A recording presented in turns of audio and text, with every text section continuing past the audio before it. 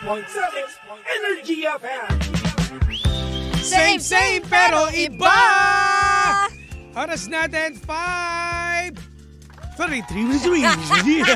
Napulol, no? 5:33 na mga pangga. At syempre, huling oras na po ng Jimshi, mga pangga. Yes, at huling araw na din. Charis! Ng buwan ng Agosto. Tama. At dahil dyan ako, sa lahat po ng mga pangga natin, yung mga agilitista natin, yung mga panggang riders natin, inaanyayahan po namin kayo na pumunta po sa ating Riders Day. Sa September 7 po ito mga pangga. At mula alas 9 ng umaga hanggang alauna ng hapon. At gaganapin ito sa ground floor ng E-Square Building, Green Hills, San Juan City. Uy, alam nyo ba na pwede kayo manalo ng mga instant prizes katulad ng brand new helmets at t-shirts at marami pang iba. Kaya ano pang hinihintay ninyo? Sabihan nyo na ang inyong mga kapwa riders na makisaya sa ating Riders Day. Hatid yan sa atin ng Geely Helmets at ng 106.7 Energy FM. At saka ito, Partner Sheena, sa lahat din ng mga pangga po natin, yung mga ate kuya natin, sa mga gusto pong bumili po ng Eagle Helmet, available na po sa Shopee at Lazada. Siyempre sa legit helmet Geely tayo. Ayun, sabi ganon, Oo, gusto ko yun. Sabi ganon, no? Gusto ko may pang-beating effect, di ba? Anyways, ito na partner. Ngayon po ay araw ng Thursday. It's a throwback at ito na. Story time tayo. Dahil, ito partner, meron kasi dito nagpadala sa akin. Isa siyang nanay, gulang, at ang sabi niya kasi, ito medyo nahihirapan daw siya disiplinahin ng kanyang anak. Kaya nung araw daw na naalala niya yung bata pa siya, iba daw yung pagpapalaki sa kanya ng magulang niya. At talagang may takot. Okay. So parang nahihirapan siya, ba't daw ganito yung mga kabataan ngayon?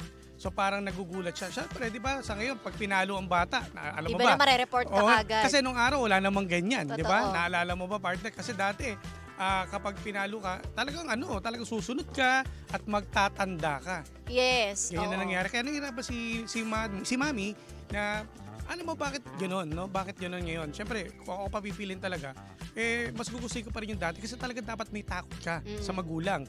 Lalo-lalo na kapag tayo pinalo ng walis tambo, di ba? Ganun naman dati. Ito yung ko lang sa mga pangga natin, sa mga Gen Z na nakikinig at nanonood sa atin. Alam nyo ba, ang pagpapalaki sa amin noon, lalo na sa mga batang 90s dyan, talagang may palo ng may palo ng bugbog sarado. Oo. Kasi ngayon kasi partner, naiiba lang kasi, pumangit lang kasi ang image ng ibang mga magulang dahil nga 'di ba nasama kasi dito sa mga taong may magulang kasing addict eh. 'Di ba yung may mga kung gulpin yung anak halos patayin eh. Oo, 'di ba? correct. Sa mga napapanood niyo naman totoo naman partner, napapanood niyo sa TV, 'di ba? Sa mga nakikita natin sa social media, hindi katulad dati, wala naman nareklamo dati, 'di ba dati pag pinalo ka magtatanda ka, hindi ka maglalayas. Oo, depende kasi rin sa palo, no. Ako naniniwala pa rin ako sa gentle parenting. Ayoko naman. Okay yung palo. Ako wala akong contract dyan sa palo. Pero yung kunwari, alam mo yung nakaka-trauma na palo, na hindi ka na nirerespeto, ang nararamdaman sa'yo ng bata ay takot na. Tsaka parang Ekis ako doon. Ang ramdam din ng bata na parang magulang ko ba to? Ayun, di ba? Kasi di kasamang suntok at sipa. Iba na yun. Hindi ako sang-ayon doon yung mga pagtutulo ng mainit na tubig, hampasin ka ng tubo sa ulo. Ano ko iba yan, partner? Kaya hampasin ka ng remote control sa ulo. Doon ako ekis na parang hindi yan gawain ng nanay na nagmamahal sa anak. Hindi tunay na magulang yan. Tsaka may sapak sa utak yung mga ganyan. Tsaka ito partner, yung mga kurot dati, di ba? Lalo na kay mga babae, di ba? Kapag ang babae kasi naman, kapag mga pasaway yan, kinukurot na sa singit. Yung pino. Kami naman mga lalaki, kapag kami napapagalitan ng magulang namin, lalo na pag ang nanay, sa tenga, pipinuting ka eh. Tsaka sa patilya. Patilya. Walang pinagkaiba sa mga teacher natin, di ba? Ganyan sila mag-disiplina sa atin nung bata tayo. Yes. Ngayon, hindi na partner eh. Iba eh. Tsaka masyadong rebelde na rin ang mga kabataan kapag pinagalitan, naglalayas, nagpapatato, nagjojowa, nabubuntis. Di ba ganun nangyayari? Kaya nakakatakot eh. Siguro ang ngayon, sa sobrang luwag, ang nangyayari, mas kaya na ng mga bata yung mga magulang. Totoo, diba? Totoo yan. Siguro doon tayo dapat magfo-focus na paano natin ma-maintain na magulang ka pa rin at the same time, hindi mo naman binubugbog yung anak mo. Pero dinidisiplina mo pa rin. Alam mo ang magandang technique din dito no sa mga magulang din, yung kino-close yung anak nyo. Yes. Kasi minsan talaga, napapansin ko to kahit naman sa mga pelikula na napapanood natin, yung nawawalan ng time sa anak. Totoo. Di ba dahil nga busy sa business, busy sa kung ano mga gawain na ginagawa niya. Kaya kung pag may nagawang kasalanan anak, gulpihin. Oo. Maintindihan mo kung bakit gano'n ang nangyayari kasi nga, hindi sila close sa magulang. Correct. Tsaka ang nangyayari kasi, unang takbuhan ng bata, it's either kaibigan or jowa. Yes. Diba? Na dapat, ang una niyang maiisip na takbuhan, hala, nagkamali ako. Tawagan ko si Airpat. Yan, Ganon dapat, tama, diba? tama. Ngayon, kaya kayo mga pangga, wala kayong ibang kakampi, lalo sa mga teenagers dyan, sa mga anak po. Ang kakampi nyo dito magulang nyo. Totoo. Hindi kalaban yan eh. Correct. Alam mo, yan ang pangako ko sa sarili ko, yung mga anak ko, ganun ang kalalakihan yung ako ang maiisip nilang puntahan Tama. agad-agad. At mag-o-open sa'yo kapag may Correct. mga problema. Minsan din kasi nagkakaroon din. Wala namang perfectong magulang. Ito, naiintindihan ko naman. Oo, totoo naman yung mga yan. estudyante na napapakinggan ko kanilang mga Hinaing, di ba? Na yung parang hindi man lang sila kinakausap, kinakamusta. Yun yung yun yung minsan naging kulang ng magulang. Kaya napaka-importante kapag halimbawa kayo, sabay-sabay kayong kakain, doon nagkakaroon ng kwentuhan. Yes. Kamustahan. Correct. Yun ang siguro ang pinaka-dapat yung gawin din sa mga magulang na Oo. kailangan ilabas nyo rin yung mga anak ninyo. Di ba? Open dapat yung communication. At saka 'di ba, kung mag-aanak ka, responsibilidad mo 'yan eh. Alam mo 'yon, yung dapat yung mga bata hindi nakakaramdam ng guilt. Ayan, Yan, yung mga pakonsensya moves. Oo. Yung mga ang tawag dito, ang mangyayari ipe-pressure mo yung bata, 'di ba? So, ewan ko, siguro ngayon ang advantage lang ng generation natin, no. Alam na natin kung ano yung magandang pagpapalaki sa mga bata. Correct. Kaya nga, hindi mo rin masisi yung ibang mga magulang kung bakit nila ginagawa yun na pinapapalo ka. Kasi talaga, ganun talaga kasi ang gusto nila mangyari Matuto is ka. matuto ka at may disiplina ka. Yung may takot sa magulang. Kasi minsan, minumura pa nga, may narinig ako. Oo. Yung anak, minumura yung magulang. Parang Oo, grabe. Diba? Nakakita rin ako ng ganyan, yung babatukan yung nanay Yan, o kaya yan. yung tatay, tas mumurahin, Diba? di ba? Tapos sinisiraan pa doon sa mga kaibigan niya na alam niya yung magulang niya yun. Kiss, Masiraan din yun eh. tapos yung malalakas na loob kasi ikaw na yung kumikita. O, Tama. wala na yung nanay mo, wala na. Kumbaga ang point doon, paghandaan rin talaga, alam mo, yan yung malaking realization ko sa buhay. Dapat pagtanda natin, handa tayo as parents, di ba? Na Correct. kaya natin yung sarili natin, hindi tayo aasa sa mga anak natin. Tama. Para hindi rin dumating sa ganong punto. Oo, tama. May point ka dyan. Di ba? Tsaka minsan din, may mga magulang din naman na ang nangyayari, yung sobrang galit nila sa magulang nila kung paano sila palakihin.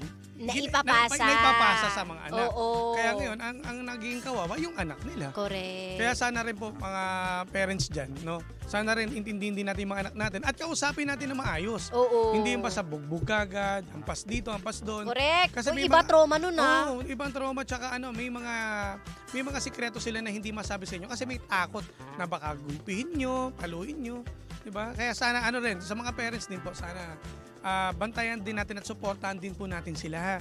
Hindi lang po inaasa sa mga yaya, sa mga Yan. kapitbahay, Totoo. sa best friend. Diba? May ganun eh. Ang mga bantay, yung mga kasambahay natin, taga-assist lang yan. Pero hindi yan yung magsisilbing magulang ng bata kapag wala ka. Correct. Diba?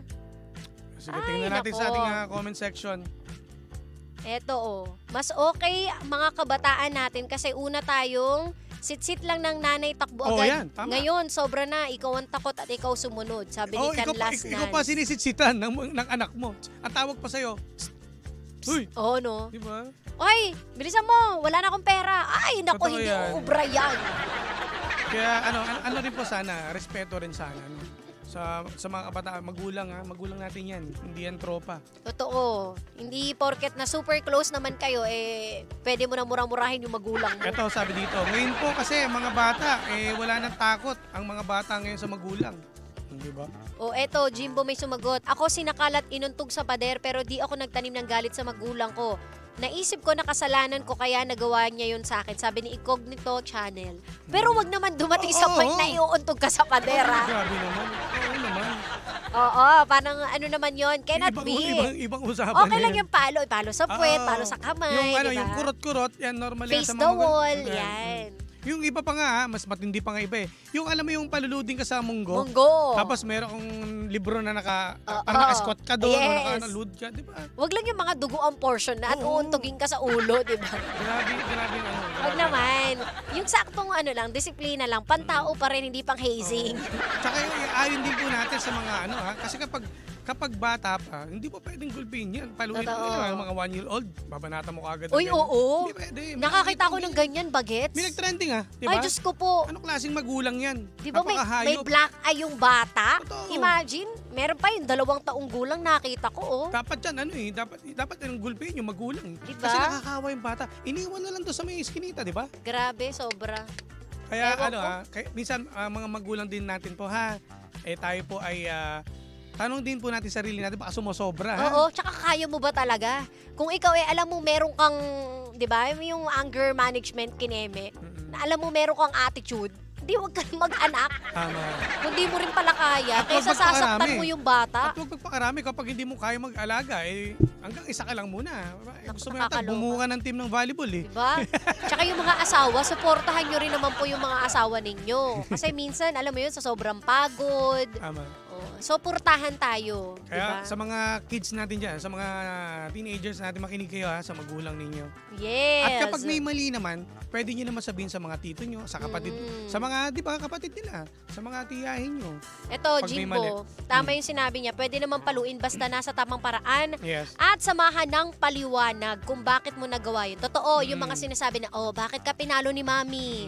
Kasi hindi ka sumunod, di ba, Kasi ganon? bad ka. Di ba may mga tita, ikaw bilang tita, di ba, ganyan. Di ba, pag napapalo na ba siya? Ako hindi, nilalak ko sa kwarto. So, ikaw dyan ka lang, wala kang gadget. Diba? Tapos pupuntahan ko susuyuin.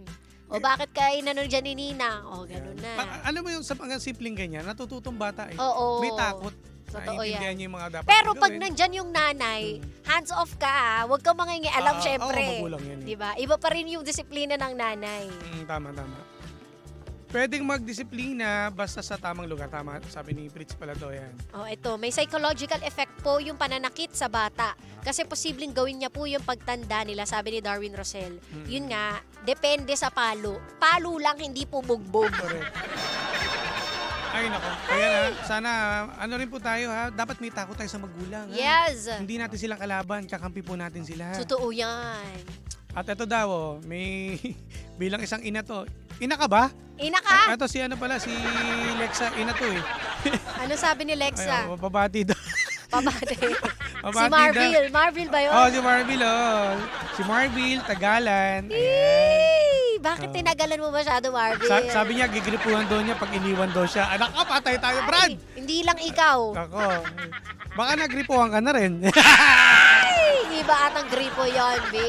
Uy, wag ganun. Yeah! Uy, wag naman ganun. Uy, ganun. Sabi ko sa'yo, Jimbo Tapos, ay nako, idol natin tong babaeng to. Anyways, maraming salamat. Ingat kayo Yes! Dahil dyan, panibagong drama na naman ang hindi natin nasolusyonan pero ating napag-usapan. Kaya masasabi ng James dyan ay, Anong drama mo? Kung may drama ka sa buhay, pwede mo i-share sa amin yan bukas sa Sheena 1067. At sa akin po, DJ Jimbo. Partner, may pababol lang tayo ang ating mga Grab driver na nakatutong si David James Gonzaga na nakatutong at si Liz Felipe. Ayan, ingat po at maulan mga pangga.